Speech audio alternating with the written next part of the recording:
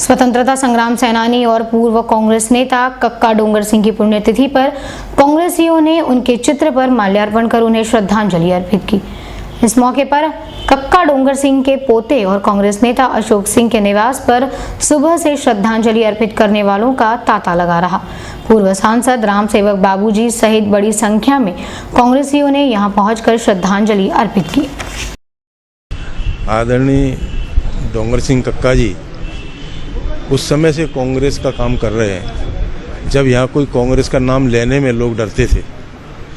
मुझे बहुत थोड़ी याद है कि जब डोंगर सिंह कक्का अपने क्षेत्र में जाते थे तो उनके कंधे पे एक बैग होता था, उसमें गुड़ और चना जो है रख के और चलते थे।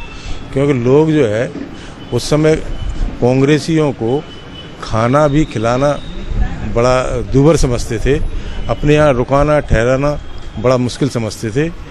उनके कुछ व्यक्तिगत पर्सनल ठिकाने थे जहाँ जा कर के वो रुकते थे और भूख प्यास की चिंता न करते हुए वो गुड़ चना अपने उसमें बैग में रखते थे और उसको खा के उस समय से उन्होंने कांग्रेस की नींव यहाँ ग्वालियर में मजबूत की।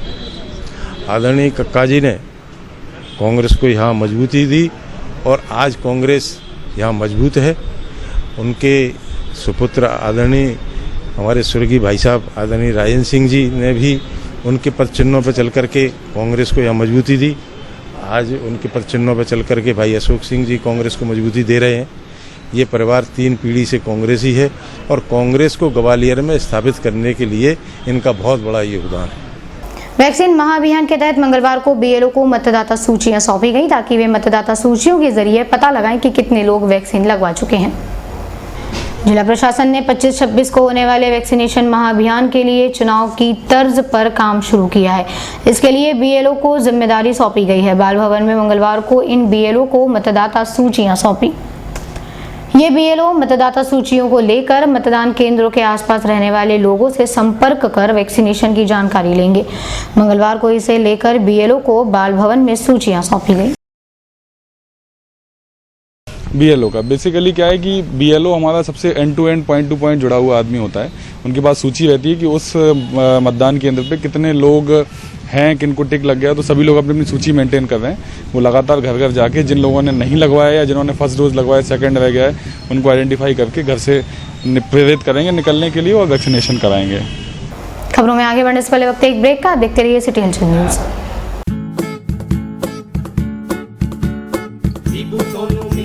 लगवा लो तुम भी टीका, दीपू सोनू मीता लगवा लो तुम भी टीका। समझ गई अब दुनिया अमेरिका से अफ्रीका, समझ गई अब दुनिया अमेरिका से अफ्रीका। आप भी समझ जाएं, टीका जरूर लगवाएं।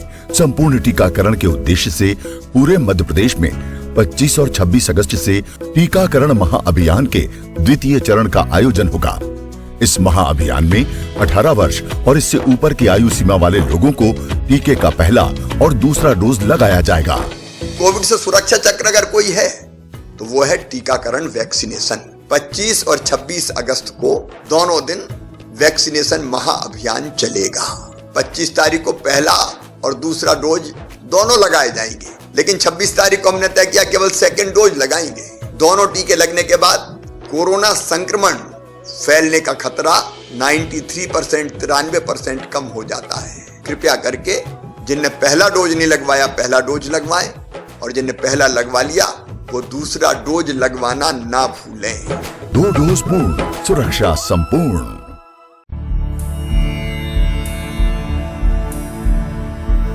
मध्य प्रदेश ही नहीं पूरे भारतवर्ष में एकमात्र धार्मिक स्थल त्रिकालदर्शी मंगल दरबार। इस दरबार में आप दर्शन कर सकते हैं भगवान विष्णु के 24 अवतार, सप्त ऋषि और 12 ज्योतिर्लिंग के।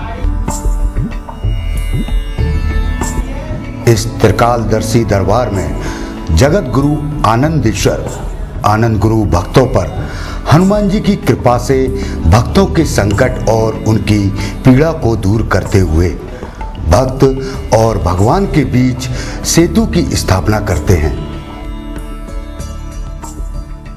यदि आप स्वास्थ्य, बाधा, व्यापार, नौकरी, विवाह, संतान शिक्षा एवं गृह कलेश से परेशान हैं और अपने जीवन में सुख समृद्धि लाना चाहते हैं, और वो भी बिना पूछे अपने प्रश्नों का उत्तर लिखा हुआ प्राप्त कर सकते हैं इस त्रिकालदर्शी दरबार में।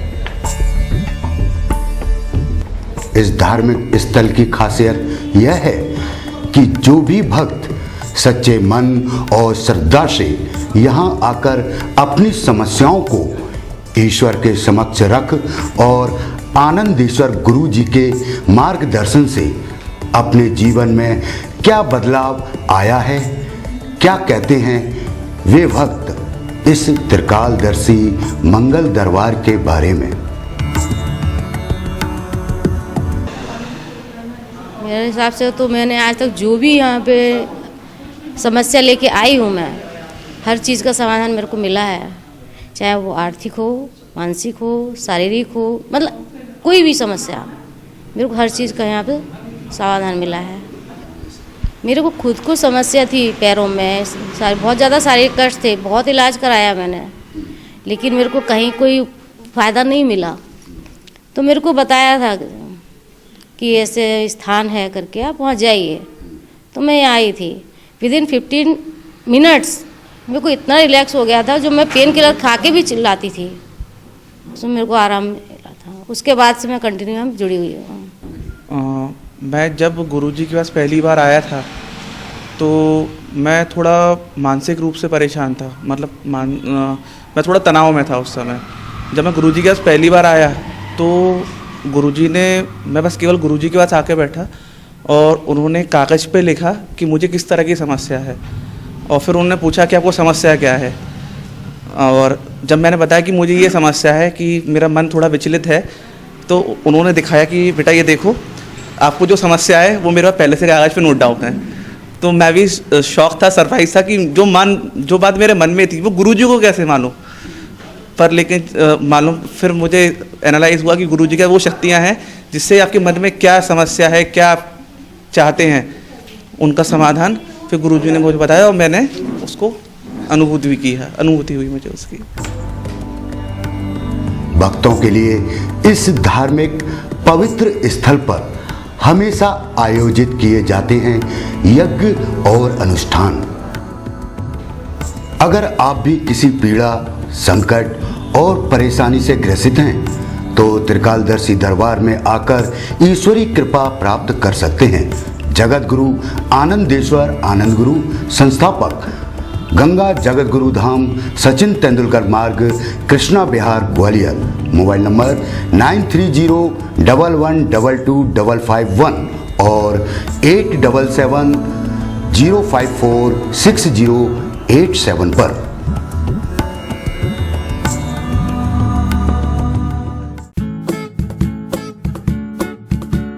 दीपू सोनू मीता लगवा लो तुम भी टीका, दीपू सोनू मीता लगवा लो तुम भी टीका। समझ गई अब दुनिया अमेरिका से अफ्रीका, समझ गई अब दुनिया अमेरिका से अफ्रीका। आप भी समझ जाएं, टीका जरूर लगवाएं। संपूर्ण टीकाकरण के उद्देश्य से पूरे मध्य प्रदेश में 25 और 26 अगस्त से टीकाकरण महाअभियान के द्वितीय चरण का आयोजन होगा। इस महाअभियान में 18 वर्ष और इससे ऊपर की आयु सीमा वाले लोगों को टीके का पहला और दूसरा डोज लगाया जाएगा। कोविड से सुरक्षा चक्र अगर कोई है तो वो है टीकाकरण वैक्सीनेशन। 25 और 26 अगस्त को दोनों दिन वैक्सीनेशन महाअभियान चलेगा। 25 तारीख को पहला और दूसरा डोज दोनों लगाए जाएंगे, लेकिन 26 तारीख को हमने तय किया केवल सेकेंड डोज लगाएंगे। दोनों टीके लगने के बाद कोरोना संक्रमण फैलने का खतरा 93% कम हो जाता है। कृपया करके जिनने पहला डोज नहीं लगवाया पहला डोज लगवाएं, और जिनने पहला लगवा लिया वो दूसरा डोज लगवाना ना भूलें। 2 डोज पूर्ण, सुरक्षा संपूर्ण। ब्रेक के बाद बढ़ते हैं खबरों की ओर। गार्बेज शुल्क के विरोध में चैम्बर ऑफ कॉमर्स ने नगर निगम प्रशासक और संभागीय आयुक्तों को 29 अगस्त तक का अल्टीमेटम दिया है। गार्बेज शुल्क के विरोध में एक बार फिर चैम्बर ऑफ कॉमर्स ने मोर्चा खोल दिया है। दरअसल चैम्बर का कहना है कि जब गार्बेज शुल्क तय करने के लिए कमेटी ही नहीं बनी तो गार्बेज शुल्क किस आधार पर लिया जा रहा है। चैम्बर ऑफ कॉमर्स ने मंगलवार को संभागीय आयुक्त को ज्ञापन दिया। ज्ञापन में कहा गया कि 31 अगस्त तक 6% छूट के साथ संपत्ति कर की वसूली को बढ़ाकर 6 नवंबर किया जाए। ज्ञापन में कहा गया अगर 29 अगस्त तक प्रशासन ने कोई निर्णय नहीं लिया तो चैम्बर आंदोलन शुरू कर देगा। हमने माननीय एडमिनिस्ट्रेटर नगर निगम ग्वालियर के सामने गार्बेज शुल्क को लेकर अपनी मांगें रखी हैं। सबसे पहली मांग हमने ये कहा है 31 अगस्त जो 6% छूट के साथ जमा करने की तिथि है उसे 30 नवंबर तक बढ़ाया जाए। उसके साथ ही हमने कहा है ये जो गार्बेज टैक्स है इस पर कमेटी पिछले साल बनी थी जिसका गठन आज तक नहीं हुआ है, उसका गठन करके उस पर युक्त निर्णय होने तक इसको वसूली को इसको स्थगित की जाए। माननीय आयुक्त का एडमिनिस्ट्रेटर का कहना है कि इस पर सरकार ने कोई नए नियम बना दिए हैं जो कि स्थगित कर दिए गए हैं। तो हमने कहा अगर नियम जब तक स्थगित है तब तक आप इसकी वसूली को स्थगित कर दें गार्बेज की, और इसके बिना ही आप नगर निगम का संपत्ति कर जमा कराएं।